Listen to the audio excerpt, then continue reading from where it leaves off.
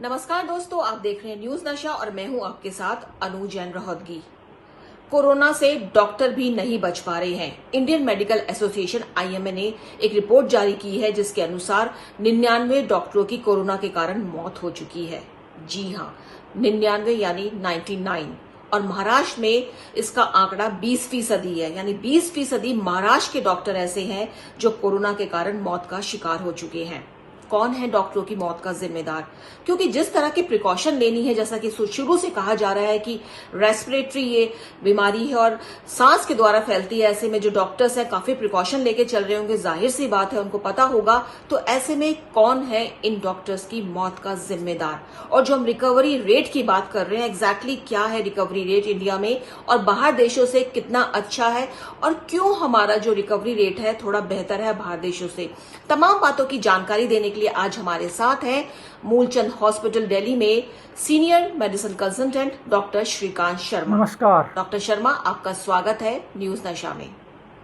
Doctor Shrikant Sharma, सबसे पहला मेरा यही प्रश्न है कि 99 डॉक्टर मौत का शिकार हो चुके हैं और काफी सारे हेल्थ वर्कर्स, जिसमें नर्सेज भी हैं, पैरामेडिकल स्टाफ भी हैं, कोई आंकड़े सामने नहीं आए हैं, लेकिन उनकी भी मौतें लगातार हो रही हैं। तो क्या कारण है?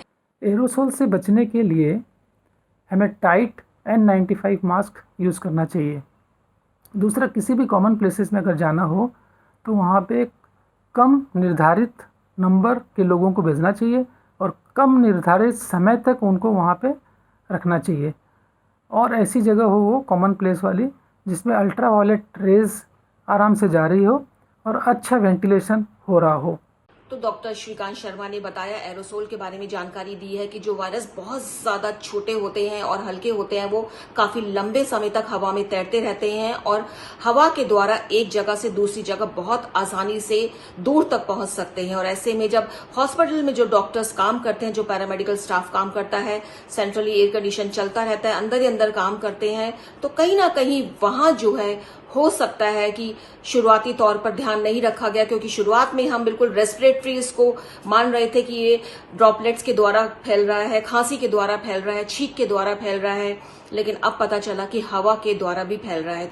तो दूसरा क्वेश्चन डॉक्टर श्रीकांत शर्मा यही मैं पूछना चाहूंगी आपसे कि चूंकि अब हमें पता चल चुका है, WHO ने इस बात की पुष्टि कर दी है, पैंडेमिक हो चुका है, और आपने भी जैसे बताया है कि अगर ये रेस्पिरेटरी होता तो कुछ पॉकेट्स में सीमित रहता, लेकिन क्योंकि ये हवा के द्वारा फैल रहा है इसलिए पैंडेमिक बन चुका है।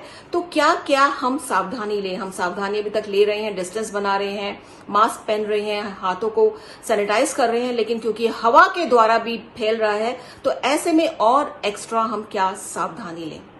जो बीमारी हवा से फैलती है उसको एरोसोल जनित कहा जाता है। अब इंसान से इंसान में जो कोरोना फैलता है वो 80% के आसपास है, जो कि या तो रेस्पिरेटरी ड्रॉपलेट से फैलता है या एरोसोल से फैलता है। एरोसोल का मतलब है less than 5 micrometre size particle का। अब इतना हल्का अगर होगा पार्टिकल तो ये हवा में भी ज़्यादा देर तक रहेगा और इसका हवा के झोंकों के साथ में फैलने की भी तादाद ज़्यादा रहेगी।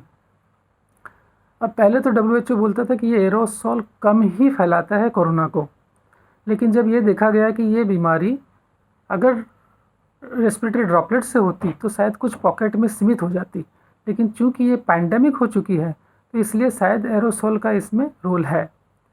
दूसरा, ये देखा गया है कि जो भी हॉस्पिटल्स हैं या क्लोज्ड स्पेस हैं जिसमें वायरल की तादाद ज़्यादा हो, सेंट्रलाइज्ड एयर कंडीशन हॉस्पिटल्स, वहाँ पे ये एरोसोल से ट्रांसमिशन हो रहा है।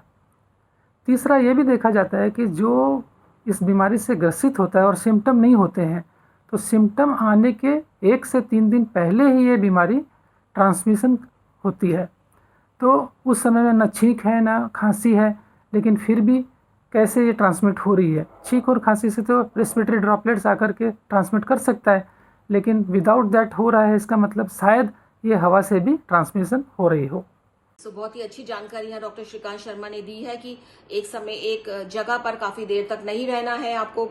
कोशिश करें कि कम से कम लोगों से इंटरेक्ट करें, दूर से इंटरेक्ट करें, एक भीड़ भाड़ वाली जगहों से बचें और एक जगह पर ज्यादा समय तक ना रहें। दूसरा डॉक्टर, एक बड़ा कंफ्यूजन रिकवरी रेट को लेकर होता है कि क्या है रिकवरी रेट। जिस तरह से हम रोज अखबारों में पढ़ते हैं कि रिकवरी रेट दिल्ली का 70% पहुंच गया है, अब 72% पहुंच गया है, तो एग्जैक्टली क्या है रिकवरी रेट, इसको हम किस तरह से डिफाइन करेंगे और किस तरह से हमारा रिकवरी रेट और देशों के मुकाबले थोड़ा बेहतर माना जा रहा है। जितने भी लोग किसी भी बीमारी से ग्रस्त हों और उसमें जितने लोग मर जाते हैं, बाकी जो बचते हैं उसको बोलते हैं रिकवरी रेट। तो कोविड में इंडिया में 3% के आसपास डेथ रेट है, इसका मतलब अराउंड 97% रिकवरी रेट है। कोई भी बंदा अगर 60 साल से कम हो, जिसको कि डायबिटीज़ नहीं है, हाइपरटेंशन नहीं है, हार्ट डिजीज़ नहीं है, कोई इम्यूनो कॉम्प्रोमाइज डिजीज़ नहीं है, HIV नहीं है, ट्रांसप्लांट नहीं हुआ है किसी ऑर्गन का, तो ये लोग, या कैंसर नहीं है, तो ये लोग रिकवरी बहुत अच्छा करते हैं। अब अगर ये 3% डेथ रेट को घटा करके 1% से कम कर दिया जाए तो इसको अचीवमेंट मान सकते हैं। इंडिया का recovery rate United states, Brazil से बेटर है, लेकिन साउथ कोरिया, ईरान, इंडिया से भी रिकवरी रेट में बेटर है। टेक्निकली डॉक्टर ने समझाया है कि रिकवरी रेट क्या होता है, क्योंकि 3% कहा जा रहा है कि मोर्टेलिटी रेट है, मृत्यु दर है, तो ऐसे में 97% जो इंडिया का रिकवरी रेट माना जा रहा है। और उन्होंने एग्जांपल भी दिए हैं कि कुछ कंट्रीज से हम बहुत बेहतर हैं, लेकिन कुछ कंट्रीज से अभी हम पीछे हैं, ईरान से जैसे हम पीछे हैं, और उन्होंने कोरिया का एग्जाम्पल दिया है। डॉक्टर, क्या वजह है कि हमारा रिकवरी रेट थोड़ा बेहतर माना जा रहा है अमेरिका से, ब्राजील से, इवन इटली से अगर हम देखा जाए तो हमारा रिकवरी रेट बेहतर है। तो कंबाइंड फैक्टर्स क्या हैं इसके पीछे, जिसकी हम लगातार चर्चा कर रहे हैं, लेकिन सारे फैक्टर्स इकट्ठा होकर शायद इस रिकवरी रेट को बेहतर बना रहे हैं। तो क्या है ये फैक्टर्स? इंडिया का रिकवरी रेट अच्छा होने के कारण ये हो सकता है कि हमारा जो जीन है ये इम्यूनोलॉजिकली स्ट्रॉन्ग है, अच्छा है, सो दैट ये हमें अच्छी इम्यूनिटी देता है। दूसरा कारण ये भी हो सकता है कि BCG वैक्सीनेटेड सारे लोग हैं, सो BCG जो है वो T सेल इम्यूनिटी को ज़्यादा देता है, जिसके कारण कि जो TB के बैक्टीरिया हैं उससे भी बचाता है, और साथ में जो ये वायरस है इसके अगेंस्ट में भी शायद इम्यूनिटी देता हो। तो कई अहम बातें यहाँ डॉक्टर ने बताई हैं। टीके के बारे में बताया, BCG का टीका है, हमारा इम्यून के बारे में बताया, लेकिन दर्शकों मैं आपको एक बात बहुत यहाँ बताना चाहती हूँ, जिसके बारे में चर्चा काफी समय से हुई है कि यूरोप और अमेरिका की हम बात करें तो देखा गया है कि ये कंट्रीज बिल्कुल इन्फेक्शन फ्री रही हैं। इनको पता ही नहीं होता कि संक्रमण होता क्या है, लेकिन हमारा देश जो है हर दूसरे साल में संक्रमण से जूझता रहता है, और काफी ऐसी बीमारियां हैं, TB जैसी बीमारियां यहाँ पे, और कई ऐसी बीमारियां हैं जो इन्फेक्शियस डिजीजेस होती हैं।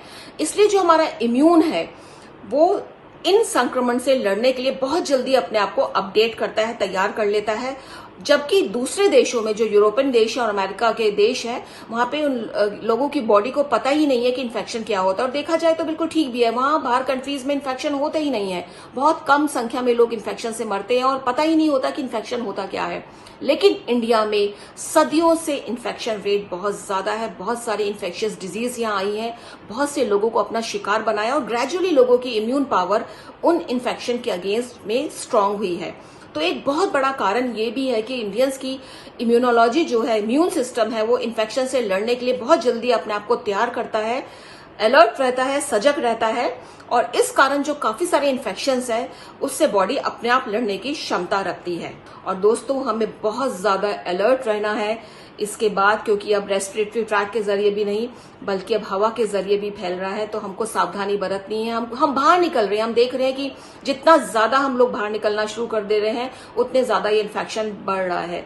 तो सावधानी हमें रखनी है, प्रिकॉशन लेनी है, हमें कोशिश करना है कि बहुत ज्यादा जरूरत ना हो तो बाहर ना निकलें, और अब बाहर निकलें तो तमाम बातों का ध्यान रखें जो आपसे बार बार कही जा रही है। सैनिटाइज करें, हाथों को सैनिटाइज करें, ग्लव्स पहने, एक दूसरे से दूरी बनाकर रखें, एक जगह पर ज्यादा देर मत बैठें, उन जगहों से बचें जहां बहुत ज्यादा क्राउडेड एरिया है, उन जगहों से बचें। और घर आते ही अपने जो जूते हैं बाहर उतारें, अपने को सबसे पहले सैनिटाइज करें, या तो आप बाथ लें, अच्छे से अपने हाथ मुंह धोएं सब, जिससे जो भी इन्फेक्शन अगर आपको लगता है आपके साथ घर में आ गया तो वो आपका धुल जाए और बाकी लोगों को इन्फेक्शन ना लगे। तो बहुत छोटी छोटी बातें हैं जिनका हमें ध्यान रखना है और हमें लंबे समय तक ध्यान रखना है। तो दोस्तों, न्यूज नशा के जरिए आज हमने आपको जानकारी दी है। उम्मीद है आपको ये पसंद आई होगी, और तमाम जानकारी के लिए, तमाम अपडेट के लिए आप बने रहिए हमेशा हमारे साथ, यानी न्यूज नशा के साथ, आदत हर खबर की। और आप हमसे जुड़े रहने के लिए सब्सक्राइब करें YouTube पर, फॉलो करें Twitter पर और लाइक करें Facebook पर। और ज्यादा जानकारी के लिए न्यूज नशा की वेबसाइट पर जाएं। आपको टाइप करना होगा सिर्फ न्यूज नशा।